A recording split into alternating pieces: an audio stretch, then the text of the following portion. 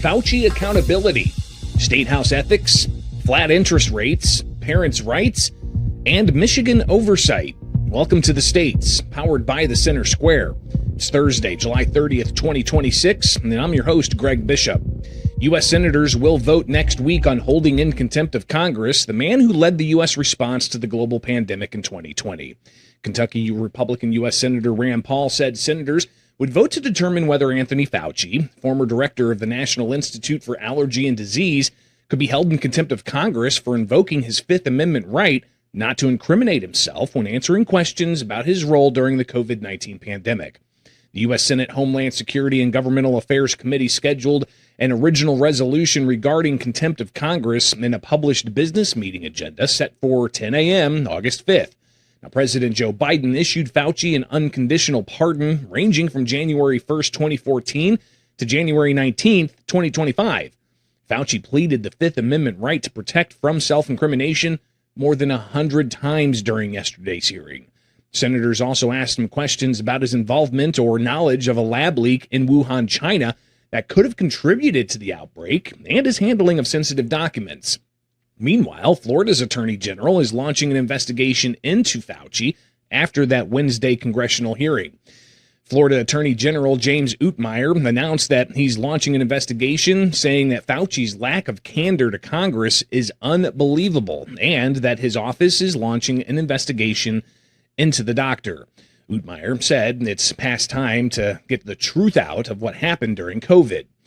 He's the first state attorneys general to announce an investigation into Fauci, though the Financial Times reported others have threatened to since the pandemic.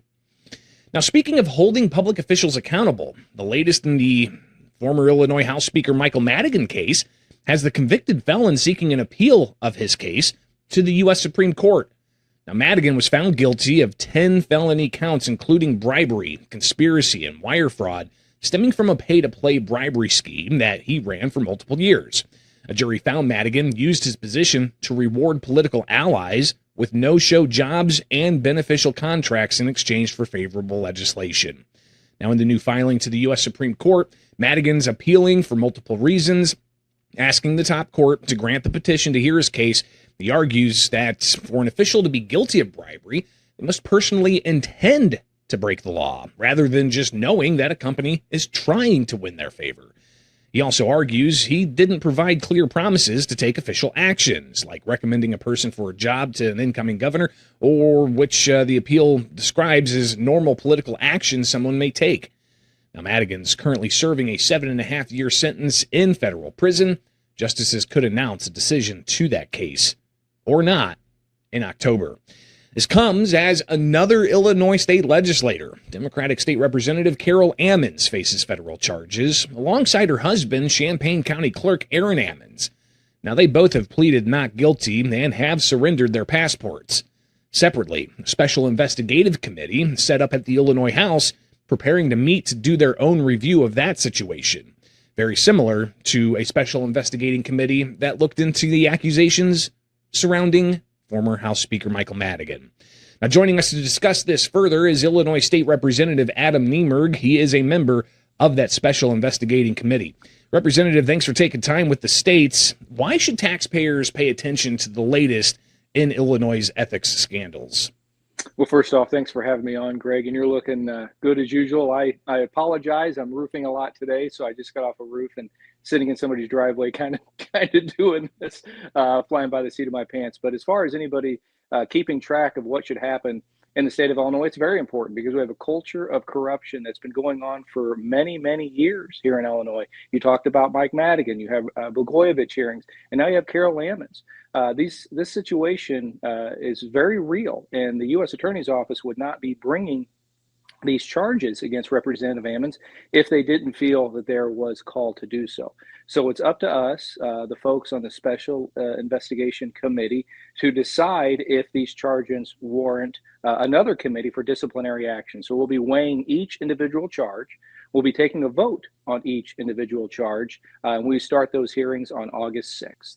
And that's coming up just around the corner, Representative. But it seems that there's been some efforts to try to delay things, even amongst the Ammons camp. They're What do you think about that? Is it important to just have this as completely separate from the federal case? I think it's really important to make sure that we're doing our due diligence, being on this committee, making sure that we're doing the investigation that needs to be done when it comes to this committee. And we need to be looking at the United States Attorney's Office and see what their investigation is going to do, what they're looking forward to doing. At the first hearing, we're going to be issuing a letter to the U.S. Attorney's Office, just kind of outlining asking what their investigation is, what they're looking at, what they're looking into, because we read the counts and we just want to make sure that everything is done properly. But it's very important that this be done. It's very important that each vote be taken on these accusations, because if you read through the U.S. Attorney's accusations, the list of everything, of all the charges, this is really serious stuff. We're talking about campaign finance allegations. We're talking about moving grant money allegations. Again, these are all allegations. We're going to be looking to each individual charge, but it's very important. As far as, they're trying to kick the can down the road, they're not going to be able to do that with this council that I am on. We're planning this out. We're having these meetings, and we're going to make sure that we do our due diligence in a timely manner, and this does not drag on for a long period of time. It's very important that we do this investigation and find out exactly what took place. Do you feel there seems to be a change of, I guess, the culture of wanting to clean things up between what we're going to see start next week with the Ammons Special Investigating Committee versus what happened back, in 2020 in December, where there was a special investigating committee created to look into the accusations swirling around Mike Madigan? I mean, Democrats back then, Representative, having covered that closely, they were always kind of taking an approach of, well, let's let the federal prosecutors handle what they got to handle. And now it seems that people are wanting to get to the bottom of what happened with Carol Ammons. Absolutely. People are wanting answers. They're wanting to know what took place. There's been a lot of conversation in Champaign County for years when it comes to Representative Ammons, and it's time that we have this investigation and figure out what's going on. Each representative on this commission is going to have to take a vote. It's a 3-3 commission, 3 Republicans, 3 Democrats, but at the end of the day, a Democrat's going to have to decide where they want to vote on this, and as well as Republicans, if they think through a preponderance of evidence or something that we can have to move forward. But I think people are tired of this. They're fed up with the culture of corruption. I mean, you talked about Mike Madigan. We talk about Blagojevich. We talk about, Carol Ammons. Folks, we also need to talk about Chris Welch's, inability to handle Harry Benton's sexual assault allegations, and he's since resigned. And we're going to see that report come out to see exactly what the speaker did. You have Democrats asking Speaker Welch, what were you doing? Why were you doing it? There's a lot of issues going on the Democrat side of the aisle. And we need to get to the bottom of this culture of corruption, because this has been going on in Illinois far too long. And unfortunately, it's par for the course. Representative, I want to talk about the political ramifications with it being an election year. But before that, just the kind of trajectory of what happens next. Special Investigating Committee does their thing. And then what kind of consequence could there be with an additional committee against Ammons? Okay, so the additional committee, the way that this process works is there was an initial report that was filed asking for this committee to be founded for these allegations to be investigated. Those individuals that signed that report cannot be on the Special Investigation Committee, and then the individuals on the Special Investigation Committee cannot be on the additional committee. What will happen is we will take a vote on each allegation against Representative Ammons. If there is a majority vote on individual allegations to move this forward, there'll be a special disciplinary committee that will be implemented with other representatives that weren't a part of the committee I'm on or a part on the initial report that that made this happen, that made the commission that I sit on happen. What will happen is that next committee will meet, and then they will decide any disciplinary actions that need to take place from the Illinois General Assembly for Representative Ammons. Well, again, it is an election year. You've got this story that's stacked on top of other stories. I mean, you talk about Martin Sandoval, you talk about Louis Arroyo, you talk about a string of others over the past 15 years, let alone even further. How should voters handle these ethical questions this year heading into November? Well, they need to take a look at their representatives and ask themselves, is this somebody that's on the up and up? Is this somebody that I want to have representing me? They need to decide whether or not this culture of corruption needs to continue to go on. Because let's be honest about this. These folks get caught. They'd keep doing it if they weren't getting caught. And I don't think that the Democrat Party really cares too much about stopping the culture of corruption. And the reason I say that is because the proof is in the pudding. They haven't done anything legislatively wise to stop these kinds of things from happening. They let these things go on. Again, Harry Benton went on for years. Carol Ammons, we're going to look at this preponderance of evidence. I'm not going to say anything until I have the evidence, till we go through the committee. But again, there's been conversations about this going on for years. Mike Madigan, 50 years. Rod Blagojevich selling a Senate seat, everything that you just named, it goes on and on. It seems like every week, and the summers are supposed to be, even in election year, there's a lot going on, but the summers are supposed to be where folks get back to their districts, they start working their districts, they get in their districts, they talk to their folks that they work for, they get back to their normal jobs, like I'm doing, climbing on roofs on a daily basis, getting into my district. But it seems like the summers are full of corruption in the state of Illinois, and that has to stop. Representative, another story that you've got eyes on, a federal judge ruling that Illinois' policies allowing some students in the U.S. illegally to qualify for in-state tuition, saying it's a conflict with federal law. Tell us about this policy and where you stand on that judge's ruling. Well, I think there's a lot that the Illinois Democrats, Governor J.B. Pritzker, Spreco Welch, the Attorney General Cromwell Real, they differ a lot on federal law, and they just try to get away with whatever they can get away with. I fully support, that federal ruling saying this cannot be implemented. I debated this bill on the House floor. We spent $3.4 billion on illegal immigrants here in the state of Illinois. We have $420 million in this year's budget, and it's just gotten out of control. We had $1 billion tax increase. Governor Pritzker's budget has gone up 40 to 45%. He has $77 billion that he has cost the people of the state of Illinois through 63 tax and fee increases. The numbers don't lie, but yet we keep spending money on illegal immigrants. And this bill was allowing for illegal immigrants better tuition rates than citizens of this state. Think about that for a moment. The Illinois Democrats are prioritizing illegal immigrants over citizens of this country. So if you're somebody in Missouri and you want to come to Illinois, you're going to be paying more in tuition than an illegal immigrant. That has to stop. Now, critics say that the ruling it could lead to reduced college access and enrollment. What are your thoughts? Well, we need to boost enrollment the right way. We need to boost enrollment with folks that live here. First off, students that are residents of the state of Illinois. I'm a huge proponent. If we've got our tax dollars, my tax dollars, your tax dollars, and this is not small dollars, folks. These are big dollars going to these universities. We need to be prioritizing Illinois citizens to go to these colleges, not illegal immigrants. And if we can't boost our numbers the right way, if we can't have our, collegiate system flourish under folks that are here as citizens, we've got a major problem. Illinois State Representative Adam Niemer, greatly appreciate your time today, and I'll let you get back up onto that hot roof to finish that job so you can get back to the other job. Greatly appreciate your time. We'll talk again soon. This is The States. We'll be right back with more.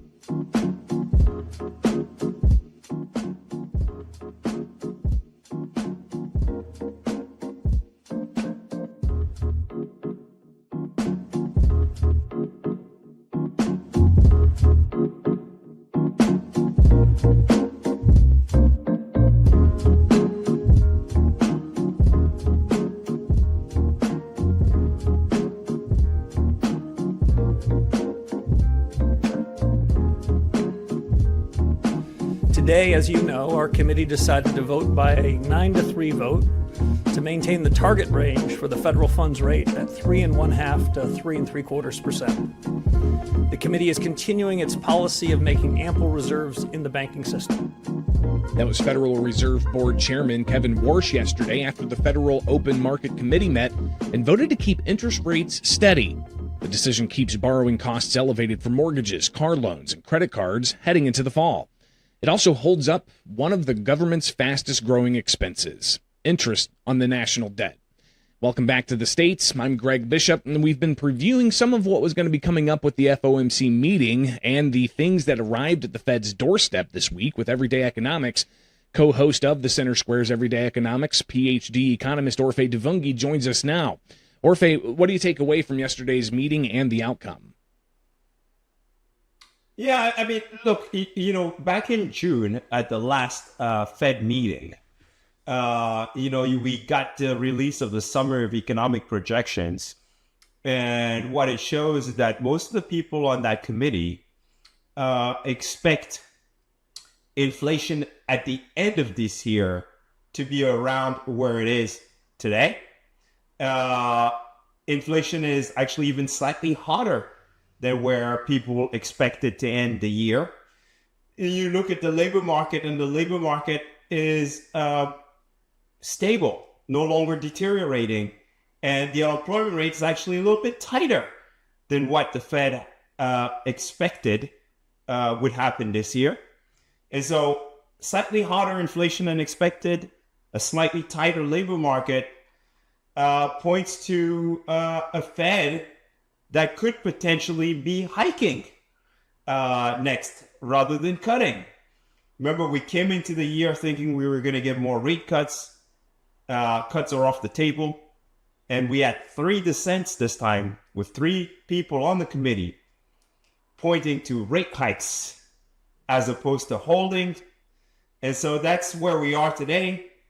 And what does it mean for households? Well, it means the floor is not falling. It's not getting lower. And that borrowing cost might remain elevated for the foreseeable future. Yeah, and I was going to have you kind of, boil that down. Why should the average consumer care about where the interest rates are, and how is that going to impact them down the line? Obviously, when we talked about this earlier this week, before the meeting, you've got those 4 major pressures that kind of landed at the Fed's doorstep, being, the war in Iran.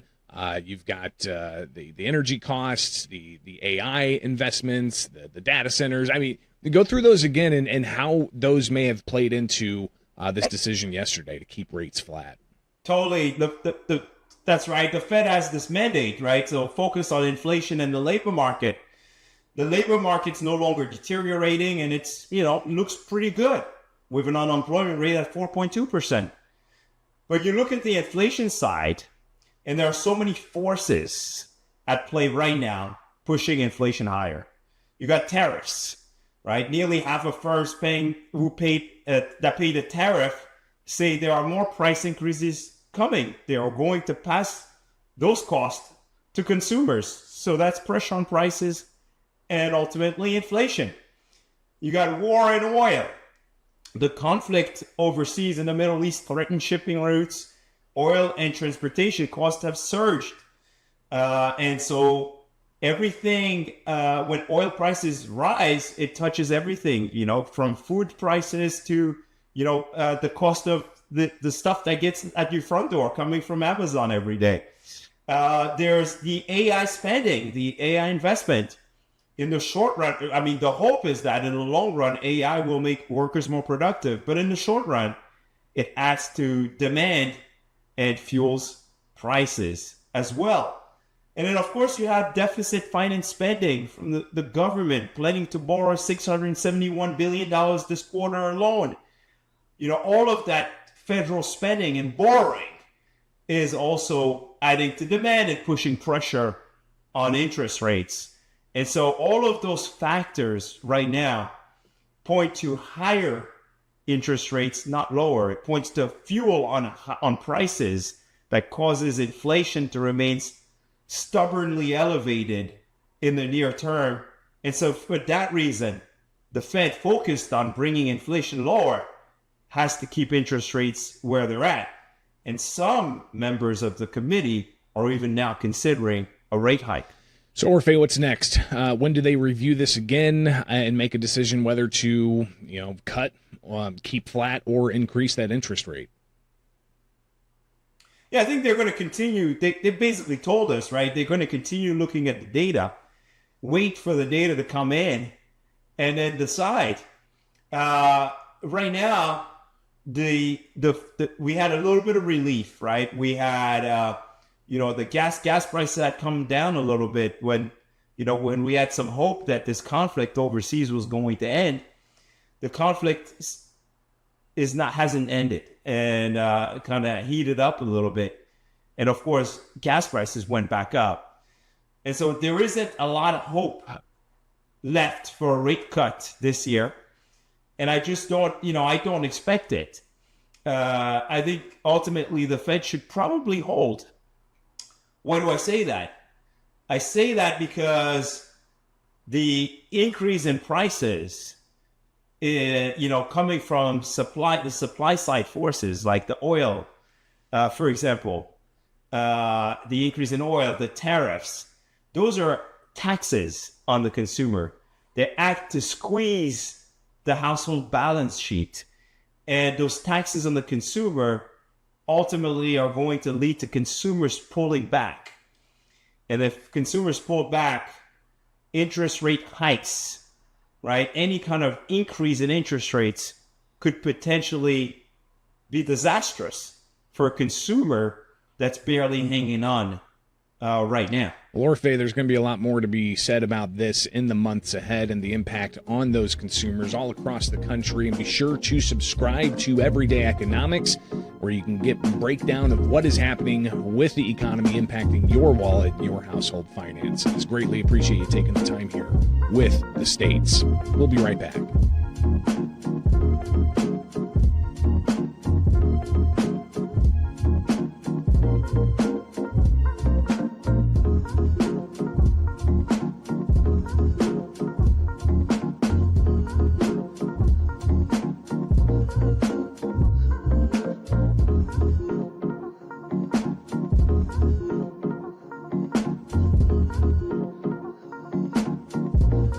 The U.S. Department of Education has given 2 school districts until August 10th to justify its policy of maintaining certain records related to a student's gender identity in a separate filing system away from the eyes of parents, and to explain why enforcement actions should not proceed against those districts.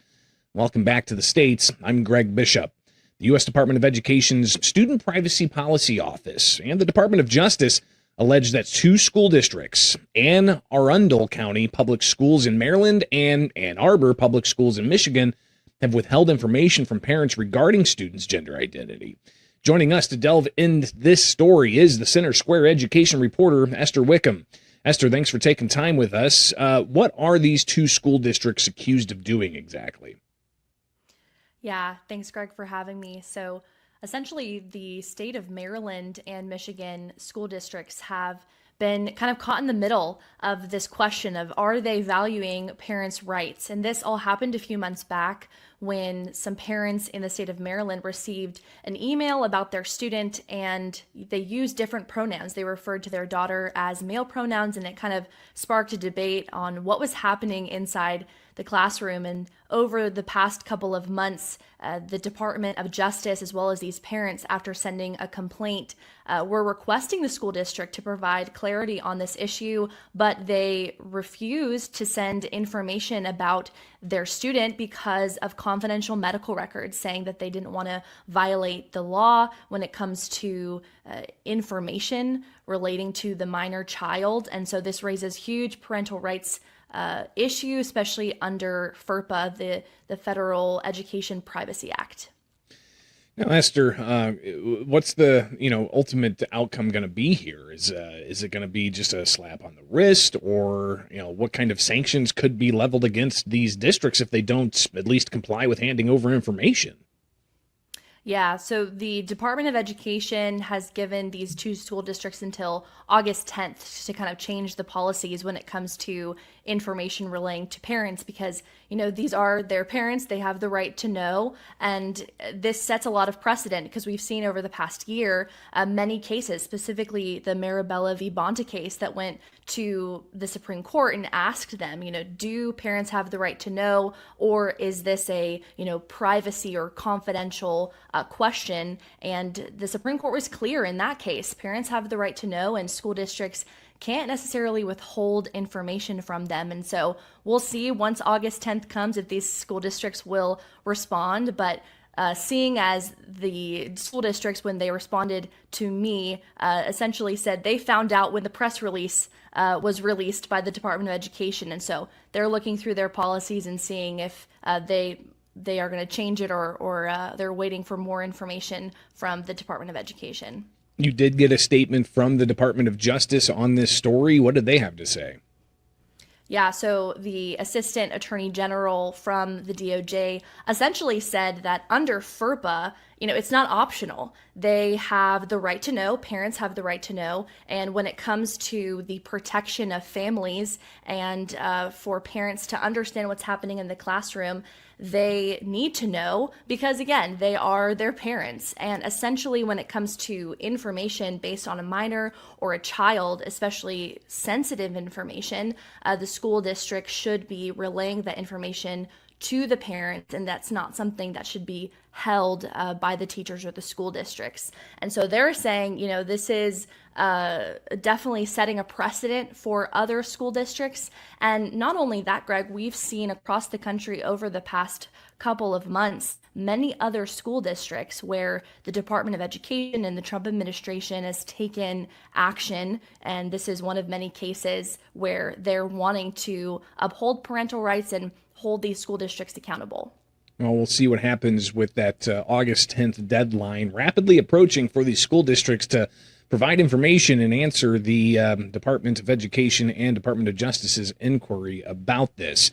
And again, you said you reached out to one of the school districts, didn't hear back yet. We'll see if we can get more from them for future updates. Esther, another education story that you've been tracking is with the Trump administration's goal to dismantle the U.S. Department of Education. And that was one thing that was a pretty prominent campaign promise. And at the beginning of 2025, a lot of people looking to see what was going to happen there. But tell us about those efforts to shift 2 divisions within the Department of Education to a couple of different other federal agencies. And what exactly are Democrats upset about? Yeah, so the Trump administration, in an effort to dismantle the Department of Education, has moved the Office of Civil Rights over to the Department of Justice and the Office of Special Education and Rehabilitative Services over to the Health and Human Services. And this is all in a part to, as the Secretary of Education, Linda McMahon, has said time and time again, to kind of cut bureaucracy, cut the red tape, and put states, as well as parents, back into the driver's seat when it comes to education. Well, many Democrats, especially all the Democrats on the Education Committee, about 86 Democrats, were not happy with this move, and they actually sent a letter to the Secretary of Education demanding that this transfer be reversed. And they essentially cite that this transfer reduces effectiveness because these specific agencies aren't readily equipped with the staff and size to address all of the complaints, especially when it comes to the civil rights complaints. Yeah, in that letter, you had how many Democrats sign this, ultimately saying that moving it to these specialized agencies will lower the impact that these agencies within the Department of Education have. But what did the Department of Education have to say about that criticism? Yeah, so the Department of Education got back to me. The press secretary, Savannah Newhouse, kind of rejected those criticisms, and she kind of called out these Democrats saying, they don't really know what this process looks like, it's not a collapse of American education. She highlights that they're just fear-mongering students and American citizens that don't know how this process works. And, they highlight that the Department of Education, even though they're transferring agencies and dismantling the department, their goal is still to protect students, and they're still committed to reinforcing those that have special needs, special education, and those that are disabled within the classroom, and transferring those agencies simply does not change that. Yeah, and again, just to reiterate here, what the Trump administration is looking to do is move the Office of Civil Rights out of the Department of Education and put it into the Department of Justice, which already has an Office for Civil Rights, but they're also wanting to move the Office of Special Education and Rehabilitative Services, again, from the Department of Education to the federal agency Health and Human Services. So it seems that it's just a consolidation of some efforts that might be doubled up in various places. Yeah, and I spoke with Michael Polera. He worked with the Department of Education for over 10 years, 4 different administrations, and he recently moved out to a different organization. But he was a part of this response as well from 60 civil rights organizations that, again, were not happy with that transfer. And they kind of questioned, just as you said, the transferring of the agencies, whether that weaponizes or weakens the infrastructure of the civil rights complaints, because these offices are receiving civil rights complaints all the time. And he kind of questions if the DOJ has the infrastructure to respond as well as fulfill their roles and duties as a Department of Justice. But as I've said before, the Department of Education is ensuring people that they're still protecting students and hoping that this dismantling of the Department of Education gives more opportunity and strength back to the states and kind of cut that bureaucracy as a whole. You know, Esther, we heard in early 2025 about the process of dismantling the Department of Education. Again, it was a priority and a campaign promise from the Trump administration, but it seems like it's more just kind of, shifting responsibilities from within the agency to other agencies that already handle similar types of things. Are we still going to have the Department of Education by the time the Trump administration 2.0 is out? The Department of Education definitely won't just go away like a snap of a finger. It will take time. It's been around for decades and decades, and the Center Square previously reported that the trajectory to fully dismantle itself would be 2029. So that would be post-Trump administration. And depending on whoever takes the seat of the president after Trump moves out, could either continue that process or completely reverse it. So it's not going to happen overnight, and it's going to take some time, but we're definitely seeing some negative responses and some pushback from some Democrats here and now, saying that that's going to kind of weaken education as a whole in the current day and age. So we don't really know what it's going to look like in the future, but as of now, there's definitely some controversy around the dismantling. And we'll be keeping a close eye on that and touching base with Esther Wickham in the future for the Center Square education reporter. Esther Wickham, thank you so much for taking time with us here on The States. And we'll be right back with more.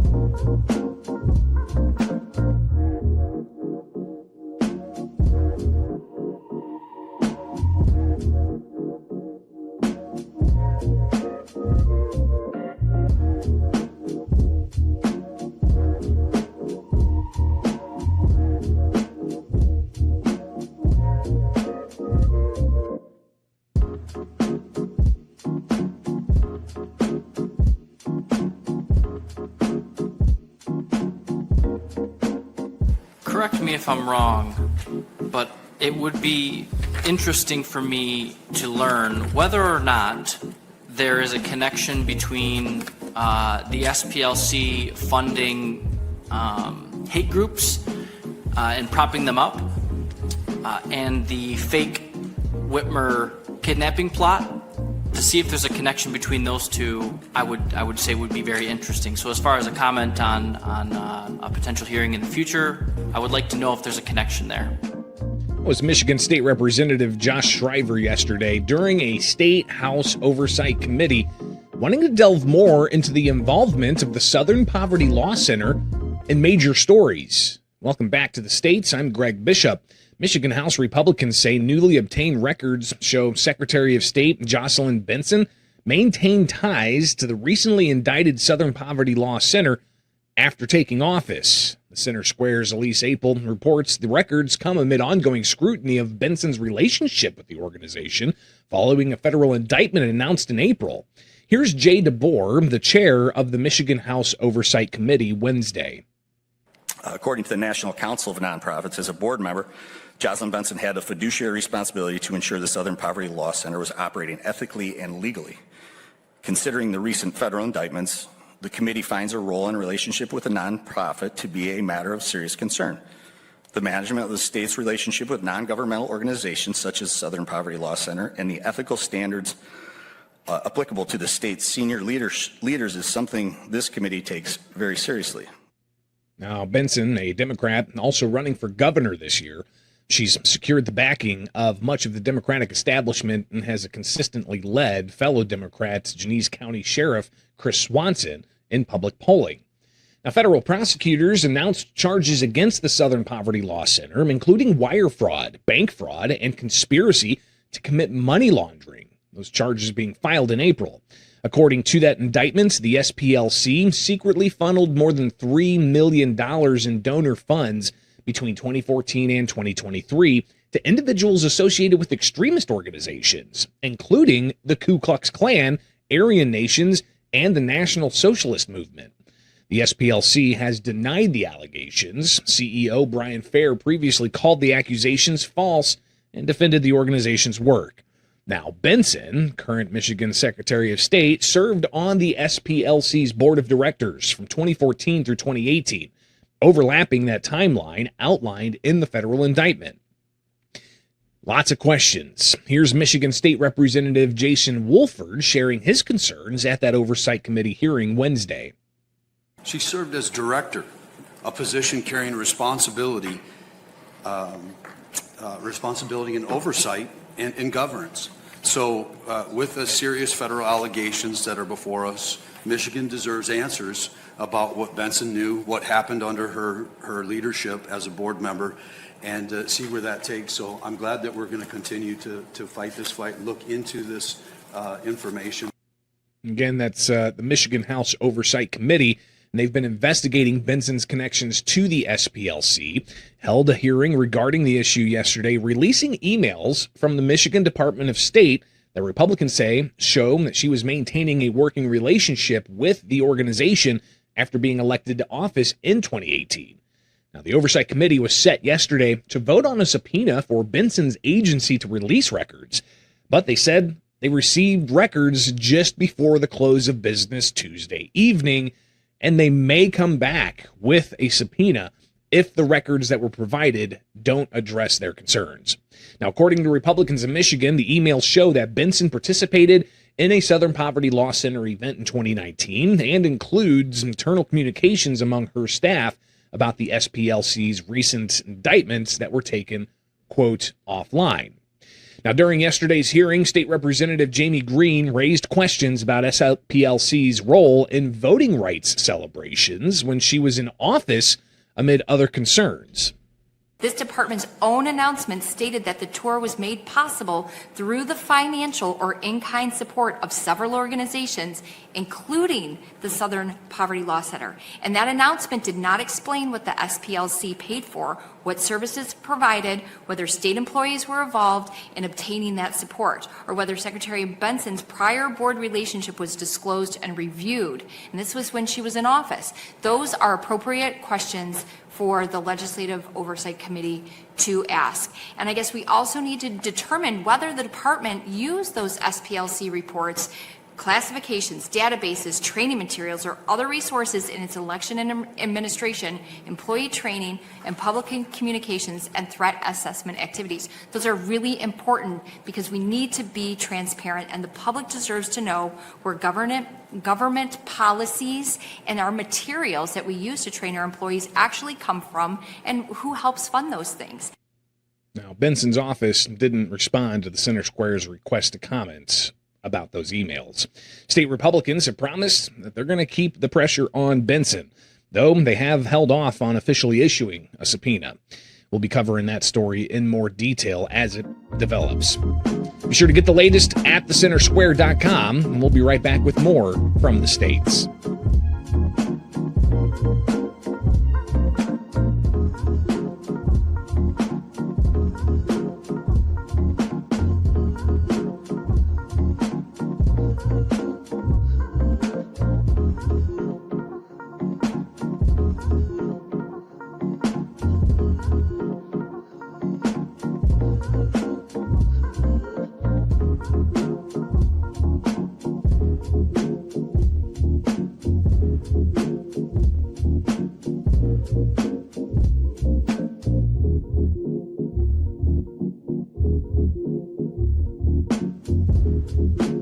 Welcome back to the States. It's now time for America's Talking, with headlines from across the country that you can find in the description below or in your inbox with the Center Square newsletter, free at thecentersquare.com.